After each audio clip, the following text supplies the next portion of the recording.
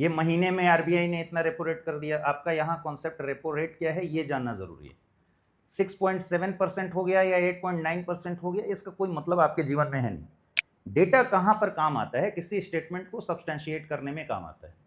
जैसे आपने अगर कुछ भी लिखा ऐसा, लेट से आपने कहा कि भाई क्वेश्चन ही इस फ्लेवर का पूछा हुआ है कि महिलाओं पर एट्रोसिटीज बढ़ रही हैं, ज़्यादा अत्याचार हो रहा है उनके अगेंस्ट। अब यहाँ एनसीआरबी का अगर डेटा आपने उससे सब्सटेंशिएट कर दिया लेटेस्ट, जो कि कंक्लूसिव है, बीच बीच में जो आ रहा है कि उससे कोई मतलब नहीं है, तो यहाँ एक ही डेटा से आपके पूरे आंसर को इतना स्ट्रेंथ मिल जाएगा कि भाई 2024 का डेटा ये कहता है, एक लाइन लिखे आगे बढ़े।